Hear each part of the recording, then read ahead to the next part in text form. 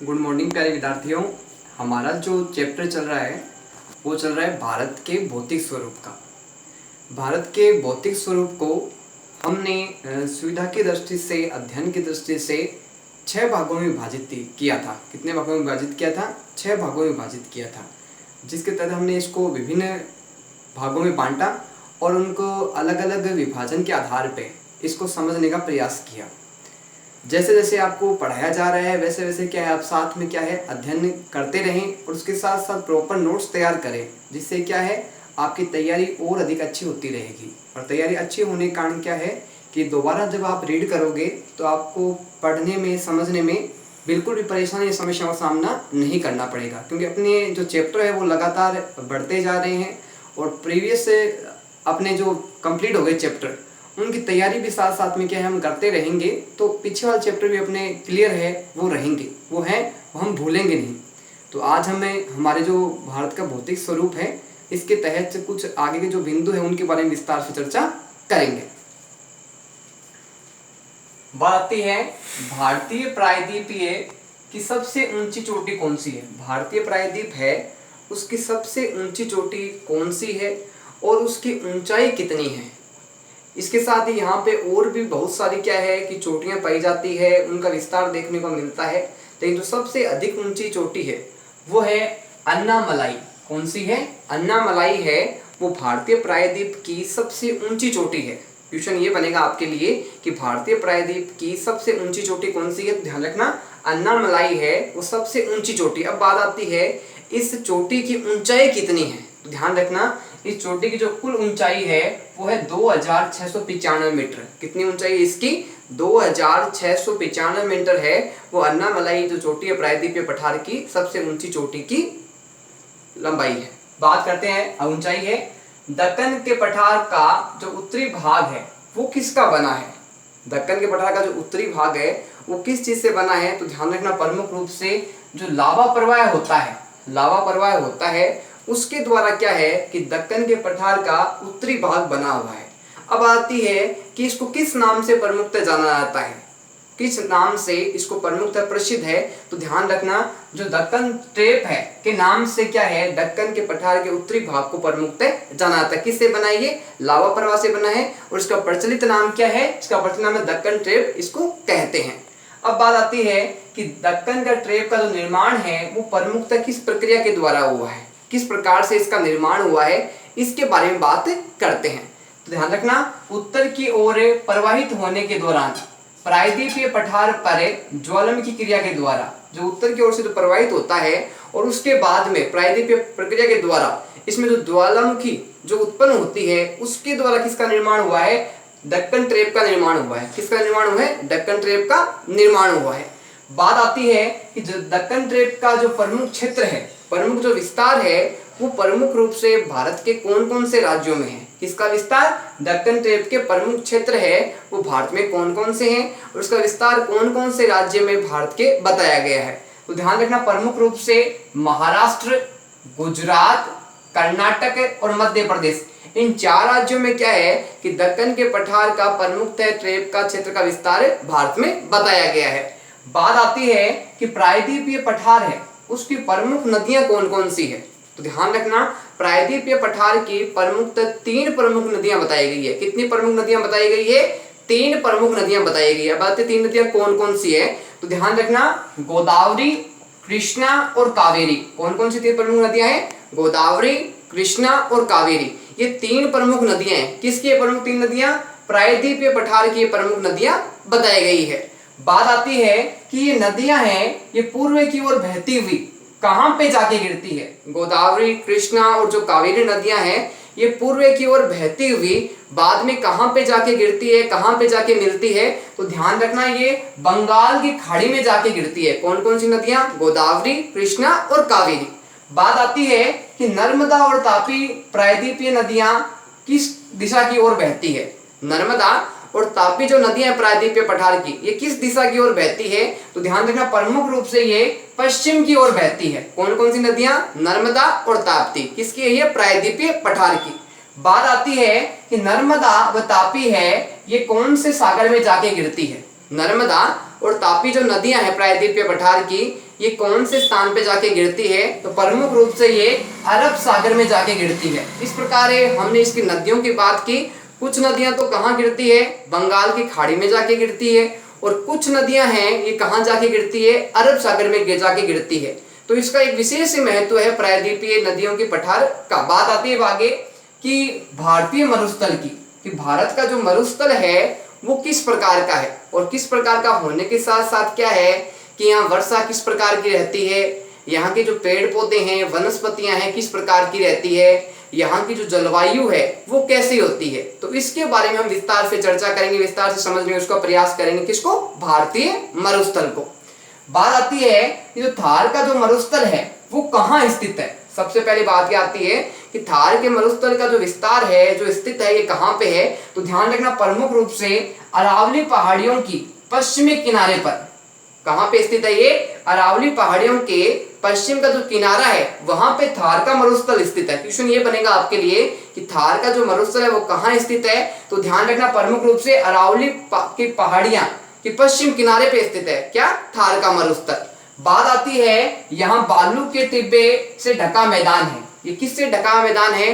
बालू के जो टिब्बे होते हैं, क्या है कि यहाँ मिट्टी अधिक होने के कारण, बालू अधिक होने के कारण क्या है कि हम बालू के टिब्बे बन जाते हैं। छोटे छोटे हमें दोहरे देखने को मिलते हैं, जिनको हम क्या है कि बालू का टिब्बा कहते हैं। बात आती है कि तरंगित मैदान जैसा दिखाई देता है। ये बालू जो टिब्बे हैं हमें किस प्रकार से दिखाई देता है? जैसे कोई तरंगे हैं वो एक के बाद एक दूसरे से जुड़ी हुई है, और तरंगे एक के बाद एक चल रही है। इनका निर्माण किससे होता है? बालू के टिब्बों से होता है। और ये टिब्बे हैं हमें किस रूप से प्रमुखता दिखाई देते हैं? ये प्रमुखता हमें तरंगित मैदान की तरह, इन तरंगे जो चल रही होती है उस तरीके से हमें ये बालू के टिब्बे प्रमुखता दिखाई देते हैं। कहाँ पे? थार के मरुस्थल में। बात आती है कि प्रतिवर्ष जो लगभग वर्षा होती है थार के मरुस्थल में, भारतीय मरुस्थल में, उस वर्षा की कितनी वर्षा की स्थिति है वो थार मरुस्थल में देखने को मिलती है। तो प्रमुखता क्या है कि 150 मिलीमीटर से कम वर्षा है वो थार के मरुस्थल में होती है। कितनी वर्षा होती है? 150 से कम मिमी वर्षा है वो प्रमुख रूप से थार के मरुस्थल में देखने को मिलती है। अब बात आती है आगे कि मरुस्थल शुष्क जलवायु वाला क्षेत्र है। अब वो भारतीय मरुस्थल है वो किस प्रकार की जलवायु का क्षेत्र है? तो ध्यान रखना, शुष्क जलवायु का क्षेत्र है। शुष्क जलवायु यानी यहाँ पे क्या है? आर्द्रता कम देखने को मिलती है। शुष्कता होने के कारण क्या है कि यहाँ का जो क्षेत्र है वो काफी सूखा दिखाई देता है। कारण ये कि यहाँ पे चाहे वर्षा क्या है? कम होती है, और कम होने के कारण क्या है कि यहाँ क्या है? अधिकतर टीले ही टीले दिखाई देते हैं, और टीले किसका रूप ले लेते हैं? तरंगित मैदान का रूप ले लेते हैं, और हमें तरंगित तरंगों के रूप में ये एक के बाद एक टीले आपस में जुड़े हुए दिखाई प्रमुखता देते हैं। अब बात करते हैं हमें कि थार का मरुस्थल है, वहां हमने बात की कि वर्षा अधिक होती है, कम होती है। तो थार के मरुस्थल में जो वर्षा होती है वो 150 मिमी से भी कम वर्षा होती है। अब कम वर्षा होने के कारण क्या है कि यहाँ की वनस्पतियां भी उस प्रकार से देखने को मिलेगी जो कम पानी के कारण वहाँ उत्पन्न होती है, जिनका उत्पादन होता है। उसी प्रकार के पेड़ पौधे वहाँ प्रमुख रूप से पाए जाते हैं। तो इसके बारे में हम विस्तार से चर्चा करेंगे, विस्तार से अध्ययन करेंगे। बात आती है वनस्पतियां बहुत कम, जहाँ वर्षा कम होती है वहाँ वनस्पतियां, पेड़ पौधे, जड़ी बूटियां भी हमें क्या कम देखने को मिलती है। और जो होती है वो भी क्या है कि ऐसी वनस्पतियां होती है जिनको कम पानी की आवश्यकता पड़ती है, और कम पानी मिलने के बावजूद भी क्या है कि वो उत्पन्न हो जाती है, वो वृद्धि करती रहती है। बात आती है वर्षा ऋतु में कुछ सरिताएं दिखती है। वर्षा काल का जब समय होता है तो में कुछ सरिताएं हैं वो बहती हुई नजर आती है, दिखाई देती है, लेकिन वो सरिताएं हैं वो अधिक समय तक नहीं रहती। ये जब तक वर्षा होती है तब तक तो ये हमें सरिताएं दिखती है, बाद में सरिताएं हमें नहीं दिखती। बात आती है कुछ समय के बाद सरिताएं बालू में विलीन। कुछ समय के बाद में हम देखते हैं कि यहाँ का जो इलाका है भारतीय मरुस्थल का, ये प्रमुख रूप से क्या है? शुष्क इलाका है, शुष्क जलवायु वाला इलाका है। तो जिस समय वर्षा होती है तब तक तो क्या है कि हमें ये सरिताएं हैं ये पर्याप्त रूप से देखने को मिलती है, लेकिन जैसे ही बारिश हल्की हो जाती है, बारिश रुक जाती है, तो ये प्रमुख सरिताएं जो बहती हुई हमें दिखाई देती है, ये बालू इसको अवशोषित कर लेती है और बालू में विलीन हो जाते हैं। विलीन होने का मतलब होता है कि बालू में मिल जाती है, समाप्त हो जाती है, अपने आप के अस्तित्व को खो देती है। तो एक प्रकार से कहा जाए तो ये जो सरिताएं हैं इनका अस्तित्व कुछ समय के लिए होता है और बाद में अपने आप को किस में विलीन कर लेती है, बालू में अपने आप को विलीन कर लेती है, अपने आप को समाप्त कर लेती है। बात आती है पर्याप्त जल नहीं मिलने के कारण समूह तक नहीं पहुंचना। जब पर्याप्त जल इनको नहीं मिलता, पर्याप्त जल इनको उपलब्ध नहीं होता, तब क्या है कि ये समूह तक नहीं पहुंच पाती, यानी एक समूह है वो दूसरे समूह तक नहीं मिल पाता, एक दूसरे से जुड़ नहीं पाता, जिस कारण क्या है इनका अस्तित्व कुछ समय बाद ही क्या है परमुक्तः समाप्त हो जाता है, नष्ट हो जाता है। बात आती है कि जो भारतीय मरुस्थल है इसकी सबसे बड़ी नदी है वो कौन सी है। क्वेश्चन भी ये बनता है कि भारतीय मरुस्थल की या समूह की सबसे बड़ी नदी है वो कौन सी नदी है, लूनी नदी है। कौन सी नदी है, लूनी नदी है। वो भारतीय मरुस्थल की इस क्षेत्र की सबसे बड़ी नदी है। कौन सी नदी है, लूनी नदी है। बात आती है कि बरकान का विस्तार है बहुत अधिक क्षेत्र पर होता है। बरकान है उसका विस्तार है बहुत अधिक क्षेत्र पे, बहुत अधिक एरिया में, बहुत अधिक क्षेत्र में प्रमुख रूप से बताया गया है। बात आती है कि बरकान का अर्थ क्या होता है। बरकान को सामान्यतः हम समझने के लिए इसको समझ सकते हैं कि अर्धचंद्राकार बालू का टीला होता है। बरकान क्या होता है, अर्धचंद्राकार, यानी तो चंदा होता है उसका अर्ध आकार है, उसके आधार पे किसका आकार होता है, बरकान का आकार होता है। जैसे हम क्या कह सकते हैं, अर्धचंद्राकार बालू का टीला, इसको प्रमुखतः हम कह सकते हैं। बात आती है कि लंबवत टीले प्रमुखतः पाए जाते हैं। ये जो लंबवत टीले हैं, ये जो अर्धचंद्राकार है, ये प्रमुखतः कौन से क्षेत्र पे हमें देखने को मिलते हैं। कौन सा ऐसा क्षेत्र है जहां पे हमें बरकान अधिक मात्रा में देखने को मिलते हैं, अधिक प्रमुख रूप से देखने को मिलते हैं। तो ध्यान रखना प्रमुख रूप से भारत पाकिस्तान जो सीमा के समीप है, भारत और पाकिस्तान जो सीमा है, जो बॉर्डर का क्षेत्र है, वहां पे हमें प्रमुख रूप से बरकान देखने को मिलते हैं। आगे बात आती है कि बरकान के समूह देखने को हमें भारत में सबसे अधिक कहाँ मिलते हैं। बरकान है उसके जो समूह हैं वो सबसे अधिक हमें भारत में कहाँ देखने को मिलते हैं। तो ध्यान रखना राजस्थान में सबसे अधिक देखने को मिलते हैं। कहाँ देखने को अधिक मिलते हैं, राजस्थान में। अब राजस्थान के कौन से जिले में बरकान है वो हमें प्रमुख रूप से देखने को मिलते हैं। तो ध्यान रखना जैसलमेर जो जिला है राजस्थान का, उसमें बरकान प्रमुख रूप से देखने को मिलते हैं। तो इसमें दो बातें स्पष्ट होती है कि बरकान का अर्थ क्या होता है, अर्धचंद्राकार टीला। क्या होता है, अर्धचंद्राकार बालू का टीला। अब आती है ये कहाँ प्रमुख रूप से पाए जाते हैं। तो भारत और पाकिस्तान जो सीमा है, बॉर्डर है, वहां पे प्रमुखतः ये देखने को मिलते हैं। तीसरी बात ये आती है कि ये भारत के कौन से राज्य में से संबंधित है। तो ध्यान रखना ये राजस्थान राज्य से संबंधित है। और राजस्थान के कौन से राज्य में प्रमुख रूप से बरकान है यानी बालू का टीला है वो प्रमुख रूप से देखने को मिलते हैं। तो जैसलमेर जो जिला है राजस्थान का, उसमें प्रमुख रूप से बरकान देखने को मिलते हैं। बात आती है तटीय मैदान की। किसकी बात आती है, तटीय मैदान की। बात आती है कि दक्कन का पठार है वो दोनों ओर से कौन से मैदानों से घिरा हुआ है। दक्कन का जो पठार है वो दोनों ओर से किससे घिरा हुआ है। तो ध्यान रखना जो तटीय मैदान है उससे दोनों ओर से वो घिरा हुआ है। कौन सा पठार, दक्कन का पठार।